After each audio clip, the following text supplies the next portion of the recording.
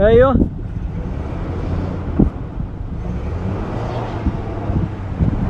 الله يبارك لك، ما شاء الله تبارك الله.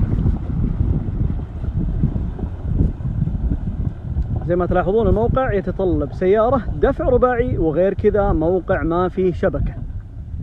فهذه من الأمور الصعبة اللي توصف بها أحد، بحيث أنه لا سمح الله يجي هذا الموقع يتعطل يحصل شيء. فيعني صعب جدا أني أعلم على الموقع أو أني أشرح مكانه، بحكم أن الموقع صعب ويتطلب سيارات زي ما تشوفون، بالإضافة إلى أن الموقع ما في شبكة. لا يعني لا سمح الله صار عندك مشكلة شبكة ما في. فعشان كذا للأمانة ما أبغى أخذ ذنب أحد.